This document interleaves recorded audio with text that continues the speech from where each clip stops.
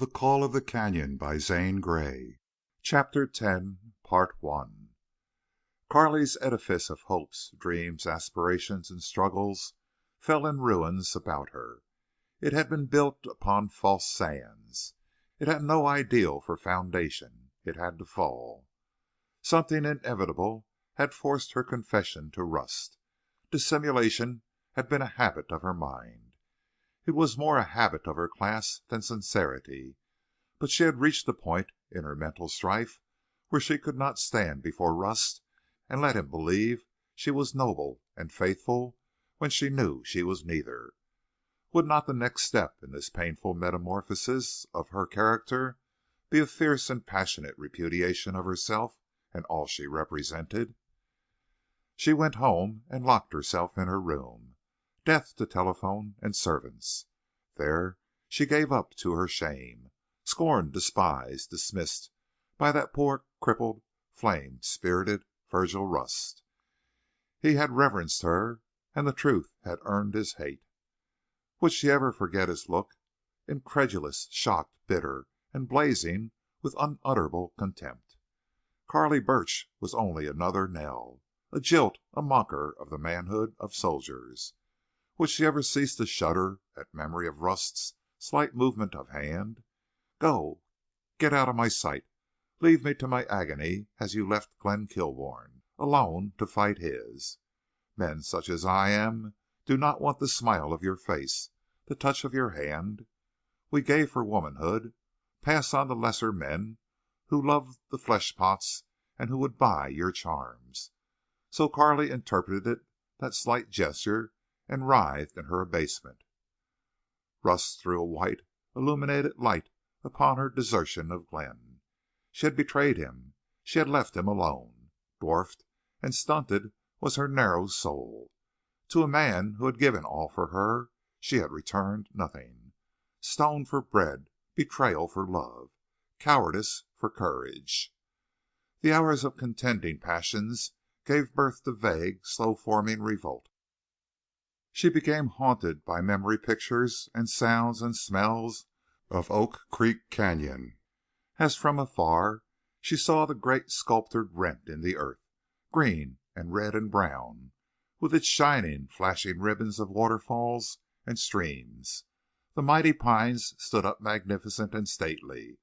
The walls loomed high, shadowed under the shelves, gleaming in the sunlight, and they seemed dreaming, waiting, watching. For what? For her return to their serene fastness, to the little gray log cabin? The thought stormed Carley's soul. Vivid and intense shone the images before her shut eyes. She saw the winding forest floor, green with grass and fern, colorful with flower and rock. A thousand aisles, glades, nooks, and caverns called her to come. Nature was every woman's mother. The populated city was a delusion. Disease and death and corruption stalked in the shadows of the streets.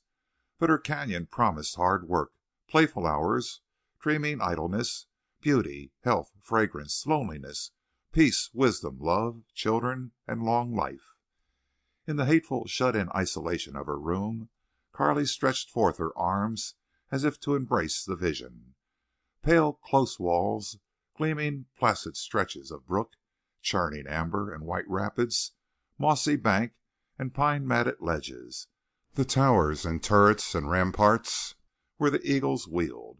She saw them all as beloved images lost to her save in anguished memory.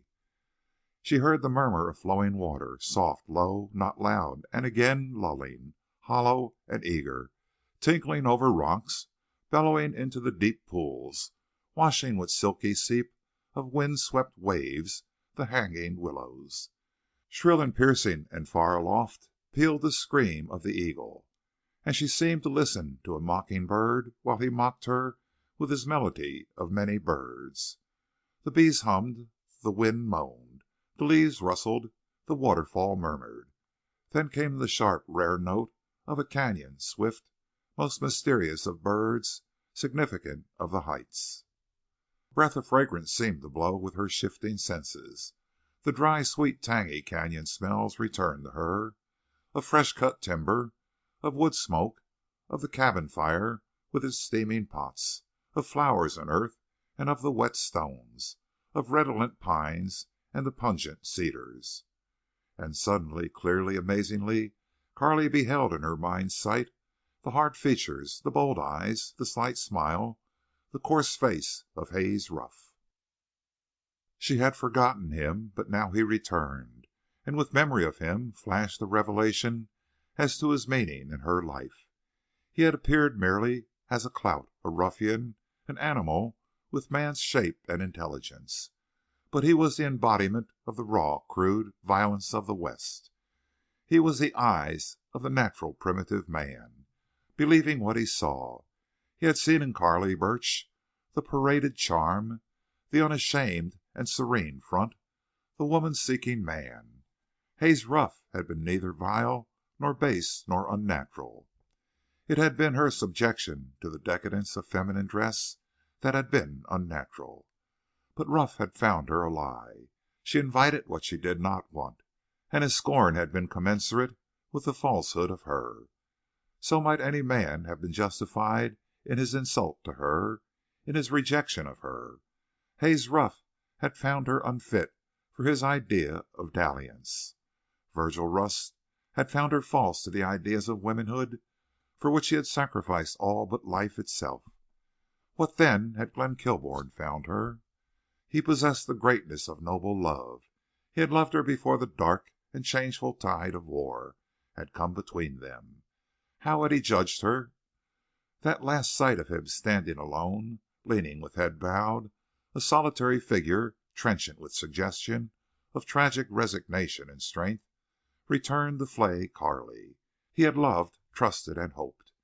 He saw now what his hope had been, that she would have instilled into her blood the subtle, red, and revivifying essence of calling life in the open, the strength of the wives of earlier years, of emanation from canyon, desert, mountain, forest, of health, of spirit, of forward-gazing natural love, of the mysterious saving instinct he had gotten out of the West.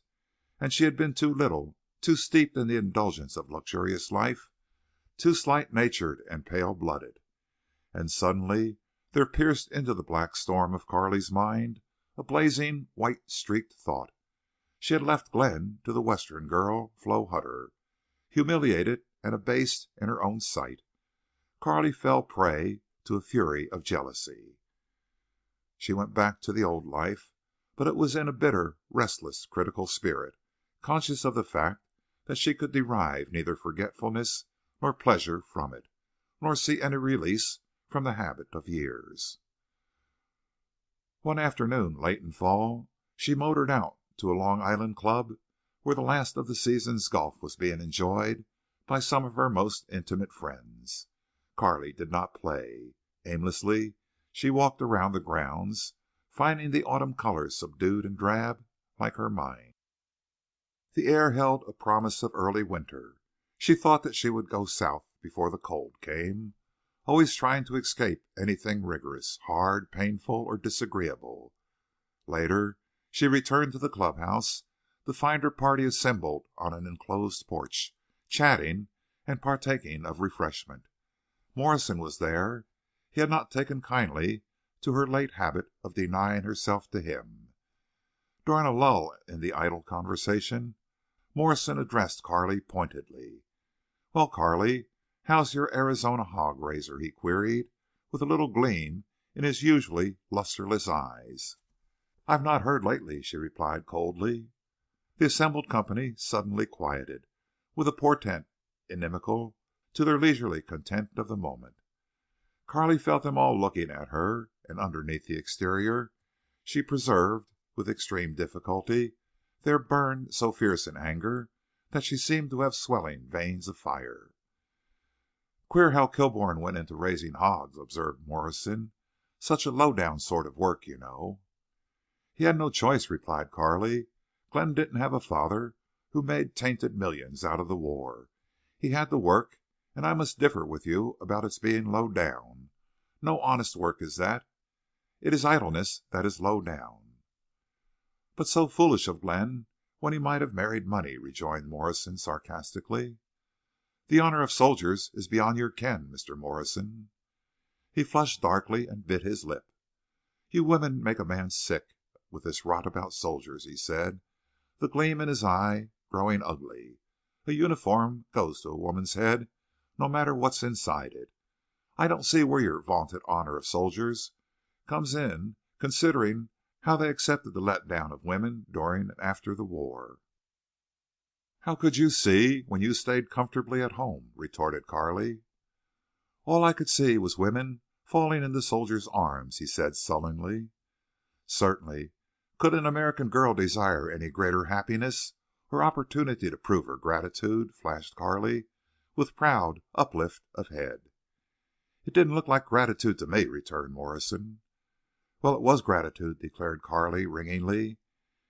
"If women of America did throw themselves at soldiers, it was not owing to the moral lapse of the day. It was woman's instinct to save the race. Always in every war women have sacrificed themselves to the future. Not vile, but noble. You insult both soldiers and women, Mr. Morrison. I wonder, did any American girls throw themselves at you?" Morrison turned a dead white, and his mouth twisted to a distorted checking of speech disagreeable to see. "No, you were a slacker," went on Carley, with scathing scorn. "You let the other men go fight for American girls. Do you imagine one of them will ever marry you? All your life, Mr. Morrison, you will be a marked man, outside the pale of friendship with real American men and the respect of real American girls." Morrison leaped up, almost knocking the table over, and he glared at Carley as he gathered up his hat and cane. She turned her back upon him. From that moment he ceased to exist for Carley. She never spoke to him again. Next day Carley called upon her dearest friend, whom she had not seen for some time. "Carley, dear, you don't look so very well," said Eleanor, after greetings had been exchanged. "Oh, what does it matter how I looked?" queried Carley, impatiently. "You were so wonderful when you got home from Arizona." "If I was wonderful and am now commonplace, you can thank your old New York for it." "Carley, don't you care for New York any more?" asked Eleanor. "Oh, New York is all right, I suppose. It is I who am wrong." "My dear, you puzzle me these days. You've changed. I'm sorry. I'm afraid you're unhappy." "Me? Oh, impossible. I'm in seventh heaven," replied Carley, with a hard little laugh. "What are you doing this afternoon? Let's go out riding or somewhere." "I'm expecting the dressmaker." "Where are you going tonight?" "Dinner and theater. It's a party, or I'd ask you." "What did you do yesterday and the day before and the days before that?"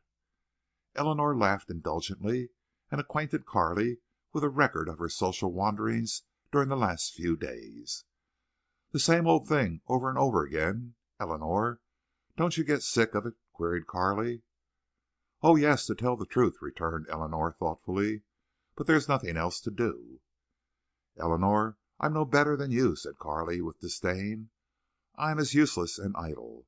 But I'm beginning to see myself and you and all this rotten crowd of ours. We're no good. But you're married, Eleanor. You're settled in life. You ought to do something. I'm single and at loose ends. Oh, I'm in revolt. Think, Eleanor, just think. Your husband works hard to keep you in this expensive apartment. You have a car. He dresses you in silks and satins. You wear diamonds. You eat breakfast in bed. You loll around in a pink dressing gown all morning. You dress for lunch or tea. You ride or golf or worse. Then waste your time on some lounge lizard, dancing till time to come home to dress for dinner. You let other men make love to you.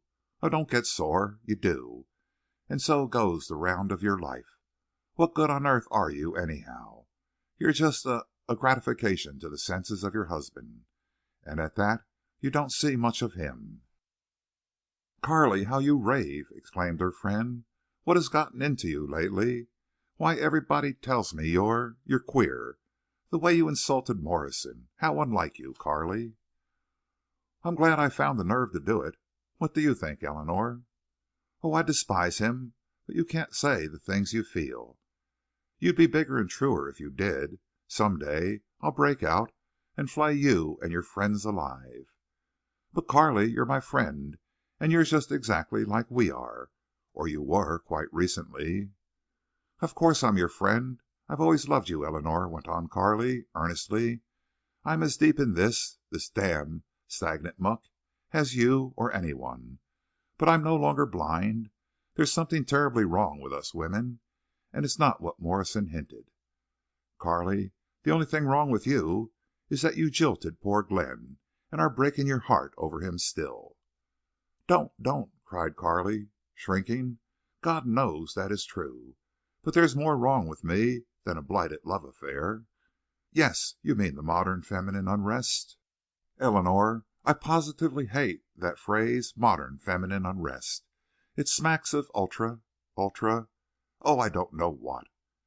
That phrase ought to be translated by a Western acquaintance of mine, one Hayes Ruff. I'd not like to hurt your sensitive feelings with what he'd say. But this unrest means speed mad, excitement mad, fad mad, dress mad, or should I say undress mad, culture mad, and heaven only knows what else. The women of our set are idle, luxurious, selfish, pleasure-craving, lazy, useless, work and children shirking, absolutely no good." "Well, if we are, who's to blame?" rejoined Eleanor spiritedly. "Now, Carley Burch, you listen to me. I think the 20th century girl in America is the most wonderful female creation of all ages of the universe. I admit it. This is why we are a prey to the evils attending greatness. Listen. Here is a crying sin, an infernal paradox. Take this 20th century girl, this American girl, who is the finest creation of the ages. A young and healthy girl, the most perfect type of culture possible to the freest and greatest city on earth, New York. She holds absolutely an unreal, untrue position in the scheme of existence. Surrounded by parents, relatives, friends, suitors, and instructive schools of every kind, colleges, institutions, is she really happy? Is she really living?" "Eleanor," interrupted Carley, earnestly, "she is not. And I've been trying to tell you why." "My dear, let me get a word in, will you?" complained Eleanor. "You don't know it all. There are as many different points of view as there are people. Well, if this girl happened to have a new frock and a new beau to show it to, she'd say, 'I'm the happiest girl in the world.' But she is nothing of the kind. Only she doesn't know that. She approaches marriage, or for that matter, a more matured life, having had too much, having been too well taken care of, knowing too much. Her masculine satellites, father, brothers, uncles, friends, lovers, all utterly spoil her. Mind you, I mean girls like us of the middle class, which is to say the largest and best class of Americans. We are spoiled. This girl marries, and life goes on smoothly, as if its aim was to exclude friction and effort. Her husband makes it too easy for her. She is an ornament or a toy to be kept in a luxurious cage. To soil her pretty hands would be disgraceful, even if she can't afford a maid. The modern devices of science make the care of her 4-room apartment a farce. Electric dishwasher, clothes washer, vacuum cleaner, and the nearby delicatessen, and the caterer simply rob a young wife of her housewifely heritage. If she has a baby, which happens occasionally, Carley, in spite of your assertion, it very soon goes to kindergarten. Then what does she find to do with hours and hours? If she is not married, what on earth can she find to do?" "She can work," replied Carley, bluntly. "Oh, yes, she can. But she doesn't," went on Eleanor. "You don't work. I never did. We both hated the idea. You're calling spades spades, Carley, but you seem to be riding a morbid, impractical thesis. Well, our young American girl or bride goes in for being rushed, or she goes in for fads, the ultra stuff you mentioned. New York City gets all the great artists, lecturers, and surely the great fakers. The New York women support them. The men laugh, but they furnish the money. They take the women to the theaters, but they cut out the reception to a Polish princess. a lecture by an Indian magician and mystic, or a benefit luncheon for a home for friendless cats. The truth is, most of our young girls or brides have a wonderful enthusiasm worthy of a better cause. What is to become of their surplus energy, the bottled lightning spirit so characteristic of modern girls? Where is the outlet for intense feelings? What use can they make of education or of gifts?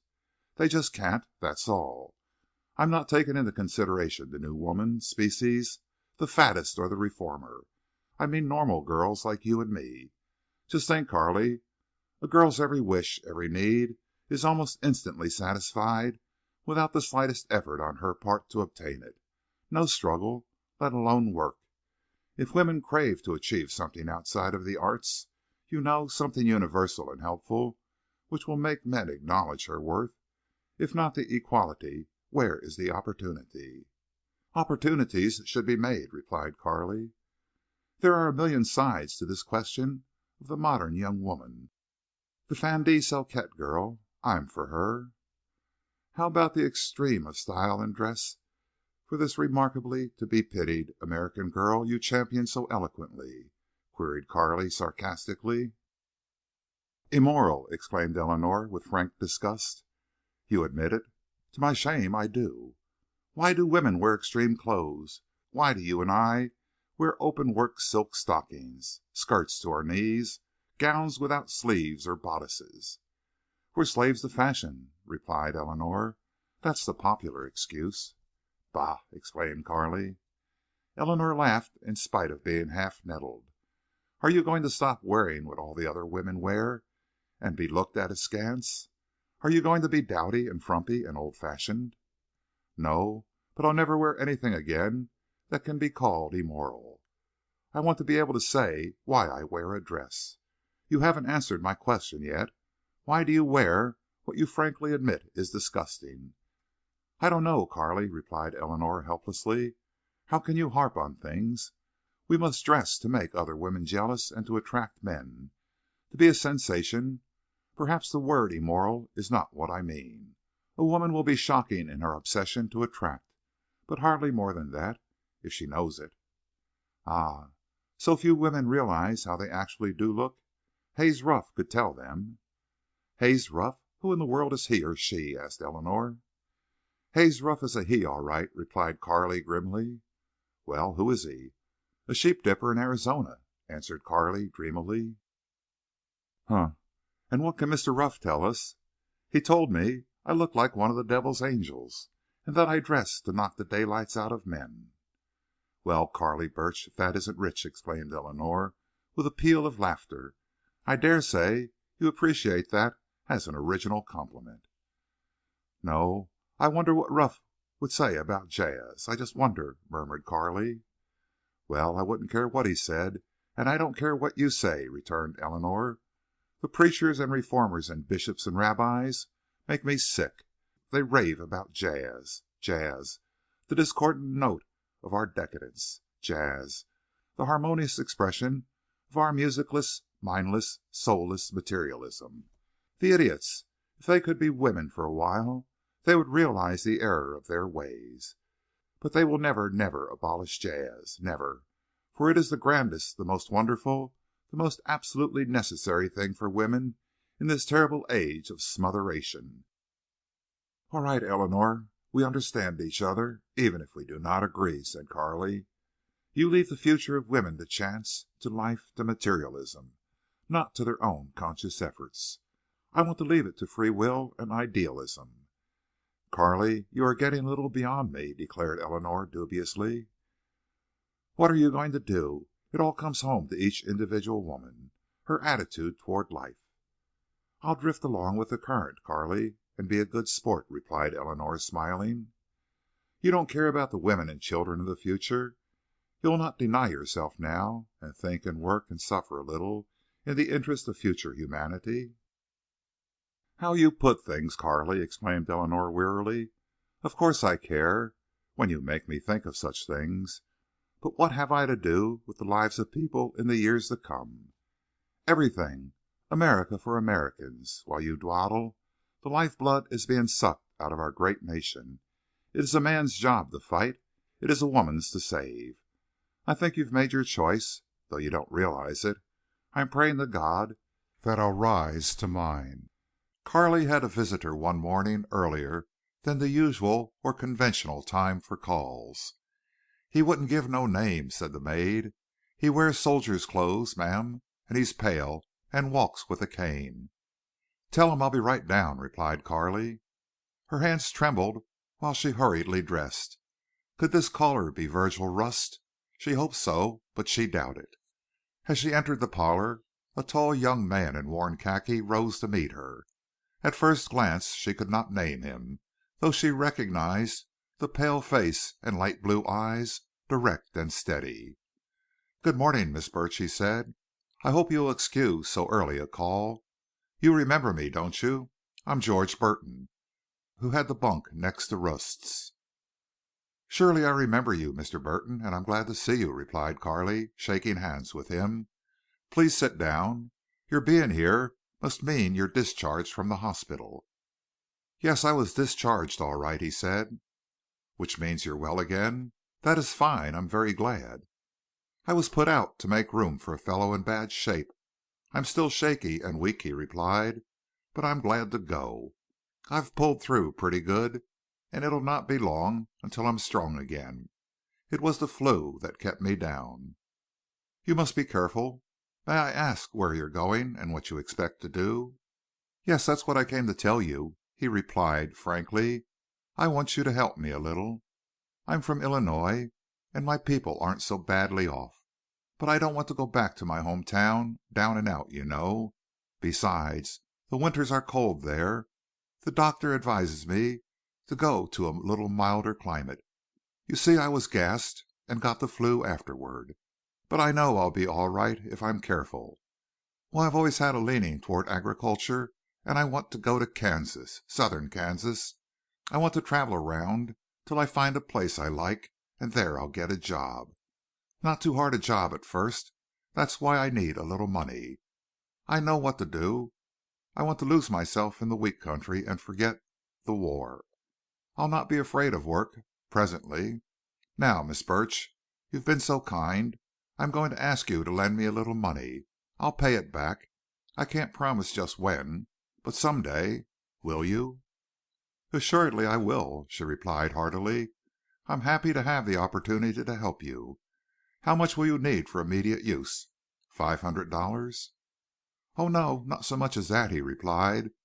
"Just railroad fare home and then to Kansas, and to pay board while I get well, you know, and look around." "We'll make it $500 anyway," she replied, and rising, she went toward the library.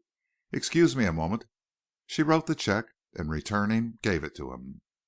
"You're very good," he said, rather low. "Not at all," replied Carley. "You have no idea how much it means to me to be permitted to help you. Before I forget, I must ask you, can you cash that check here in New York?"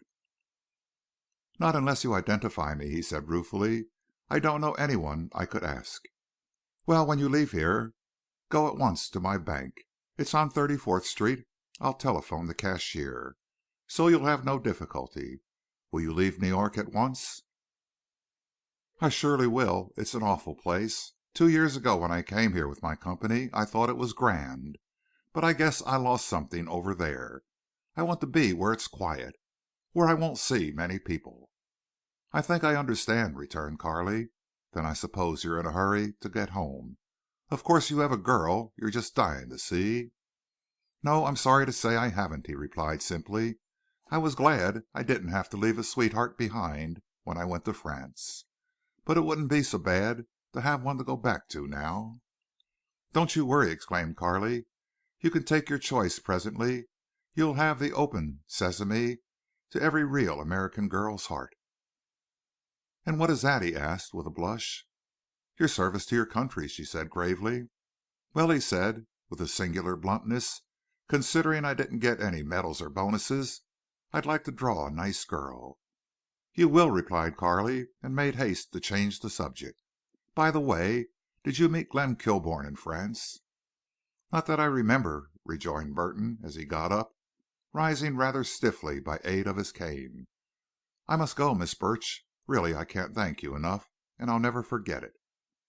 "Will you write me how you're getting along?" asked Carley, offering her hand. "Yes." Carley moved with him out into the hall and to the door. There was a question she wanted to ask, but found it strangely difficult of utterance. At the door Burton fixed a rather penetrating gaze upon her. "You didn't ask me about Rust," he said. "No, I didn't think of him until now, in fact," Carley lied. "Of course, then, you couldn't have heard about him. I was wondering." "I've heard nothing." "It was Rust who told me to come to you," said Burton. "We were talking one day, and well, he thought you were true blue. He said he knew you'd trust me and lend me money. I couldn't have asked you but for him." "True blue? He believed that? I'm glad. Has he spoken of me to you since I was last at the hospital?" "Hardly," replied Burton, with the straight, strange glance on her again. Carley met this glance, and suddenly a coldness seemed to envelop her. It did not seem to come from within, though her heart stopped beating. Burton had not changed. The warmth, the gratitude still lingered about him. But the light of his eyes, Carley had seen it in Glenn's, in Rust's. A strange, questioning, far-off light, infinitely aloof and unutterably sad. Then there came a lift of her heart that released a pang. She whispered with dread, with a tremor, with an instinct of calamity. "How about Rust?" "He's dead." The winter came, with its bleak sea winds and cold rains and blizzards of snow. Carley did not go south. She read and brooded, and gradually avoided all save those true friends who tolerated her. She went to the theater a good deal, showing preference for the drama of strife, and she did not go anywhere for amusement. Distraction and amusement seemed to be dead issues for her. But she could become absorbed in any argument on the good or evil of the present day. Socialism reached into her mind, to be rejected. She had never understood it clearly, but it seemed to her a state of mind where dissatisfied men and women wanted to share what harder working or more gifted people possessed. There were a few who had too much of the world's goods, and many who had too little. A readjustment of such inequality and injustice must come, but Carley did not see the remedy in socialism. She devoured books on war with a morbid curiosity and hope that she would find some illuminating truth as to the uselessness of sacrificing young men in the glory and prime of their lives. To her war appeared a matter of human nature rather than politics. Hate really was an effect of war. In her judgment, future wars could be avoided only in two ways: by men becoming honest and just, or by women refusing to have children to be sacrificed. As there seemed no indication whatever of the former, she wondered how soon all women of all races would meet on a common height, with the mounting spirit that consumed their own heart. Such time must come. She granted every argument for war and flung it against one ringing, passionate truth: agony of mangled soldiers and agony of women and children. There was no justification for offensive war. It was monstrous and hideous. If nature and evolution proved the absolute need for strife, war, blood, and death in the progress of animal and man toward perfection, then it would be better to abandon this Christless code and let the race of man die out. All through these weeks she longed for a letter from Glenn, but it did not come. Had he finally roused to the sweetness and worth and love of the Western girl, Flo Hutter? Carley knew absolutely, through both intelligence and intuition, that Glenn Kilbourne would never love Flo. Yet such was her intensity and stress at times, especially in the darkness of waking hours, that jealousy overcame her and insidiously worked its havoc. Peace and a strange kind of joy came to her in dreams of her walks and rides and climbs in Arizona, of the lonely canyon where it always seemed afternoon, of the tremendous colored vastness of that painted desert. But she resisted these dreams now because when she awoke from them she suffered such a yearning that it became unbearable. Then she knew the feeling of the loneliness and solitude of the hills. Then she knew the sweetness of the murmur of falling water, the wind in the pines, the song of birds. the white radiance of the stars, the break of day, and its gold-flushed close.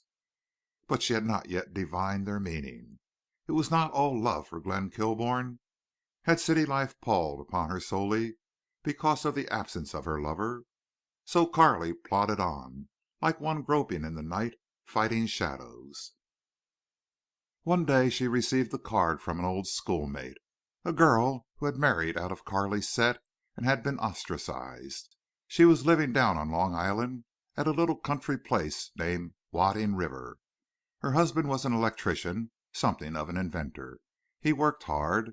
A baby boy had just come to them. Would not Carley run down on the train to see the youngster? That was a strong and trenchant call. Carley went.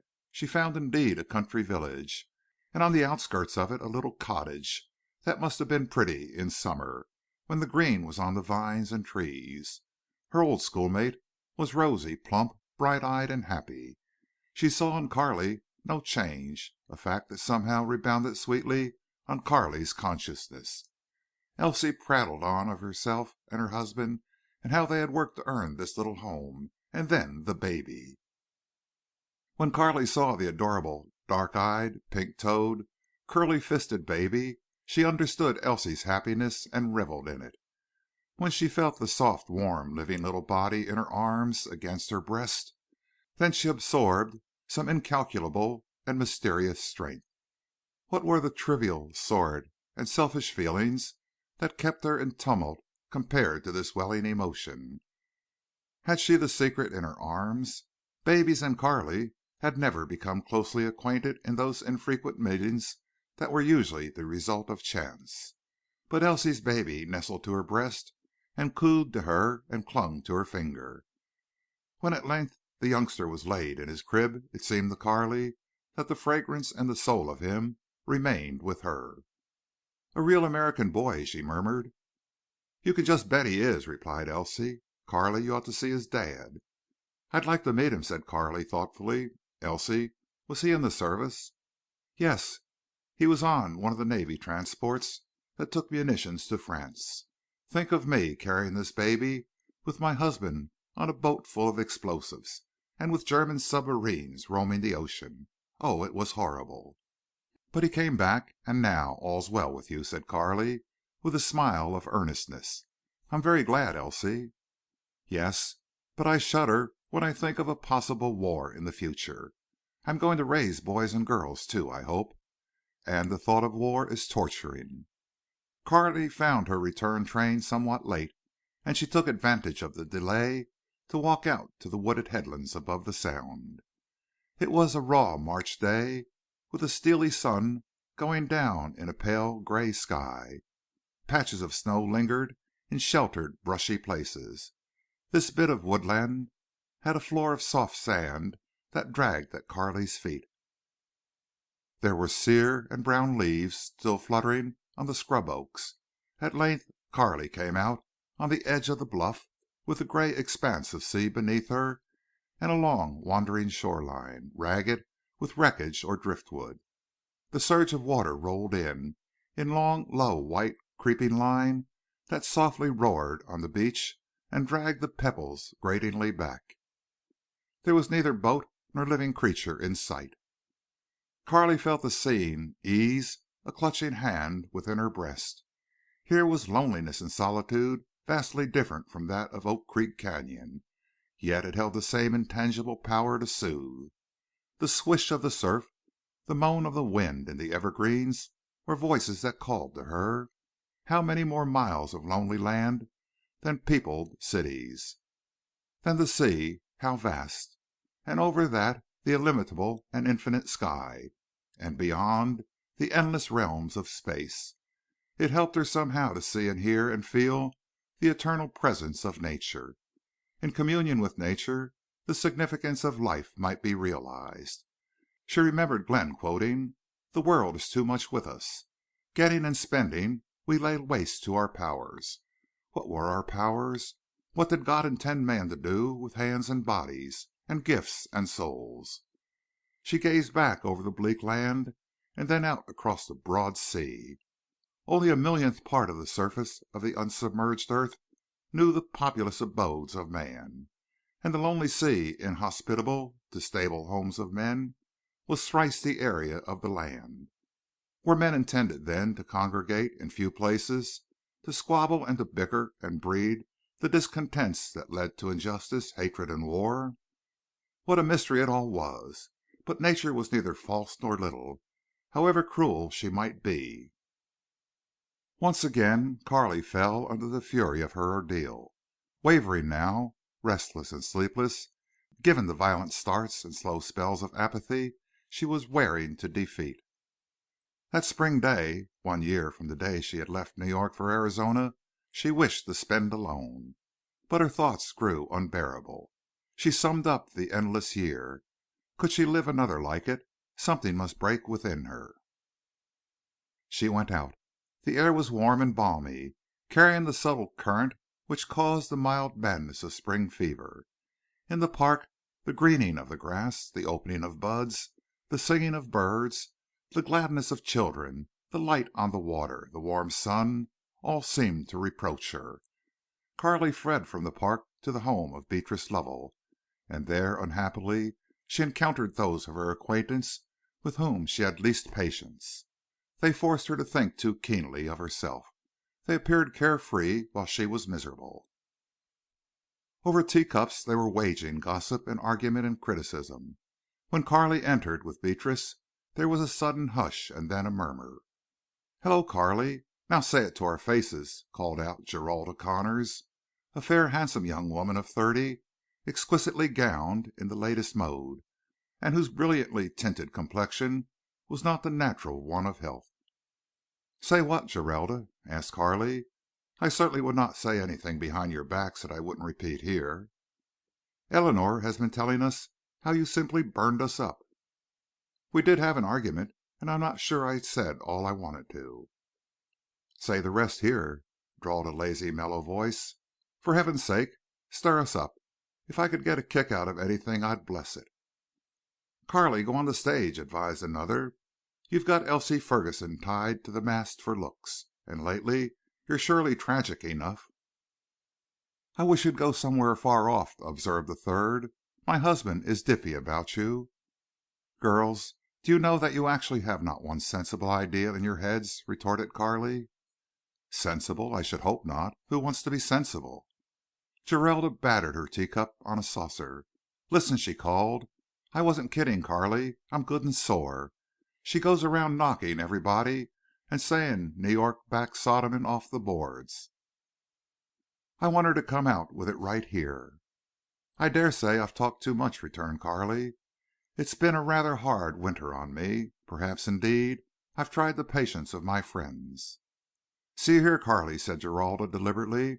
"Just because you've had a life turned to bitter ashes in your mouth, you've no right to poison it for us. We all find it pretty sweet.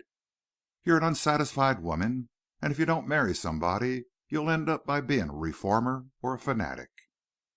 "I'd rather end that way than rot in a shell," retorted Carley. "I declare you make me see red, Carley," flashed Geralda angrily. "No wonder Morrison roasts you to everybody. He says Glenn Kilbourne threw you down for some Western girl. If that's true, it's pretty small of you to vent your spleen on us." Carley felt the gathering of a mighty, resistless force. But Geralda Connors was nothing to her except the target for a thunderbolt. "I've no spleen," she replied with the dignity of passion. "I have only pity. I was as blind as you. If heartbreak tore the scales from my eyes, perhaps that is well for me. For I see something terribly wrong in myself, in you, in all of us, in the life of today." "You keep your pity to yourself. You need it," answered Geralda with heat. "There's nothing wrong with me or my friends or life in good old New York." "Nothing wrong?" cried Carley. "Listen. Nothing wrong in your life or life today? Nothing for you women to make right?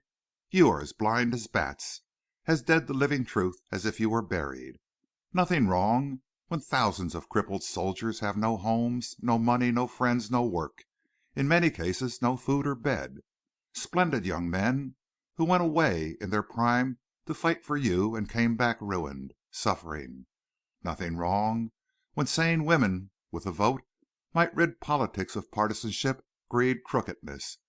Nothing wrong when prohibition is mocked by women, when the greatest boon ever granted this country is derided and beaten down and cheated. Nothing wrong when there are 500,000 defective children in this city. Nothing wrong when there are not enough schools and teachers to educate our boys and girls, when those teachers are shamefully underpaid. Nothing wrong when the mothers of this great country let their youngsters go to the dark motion picture halls and night after night in thousands of towns all over this broad land see pictures that juvenile court and the educators and keepers of reform schools say make burglars, crooks, and murderers of our boys and vampires of our girls.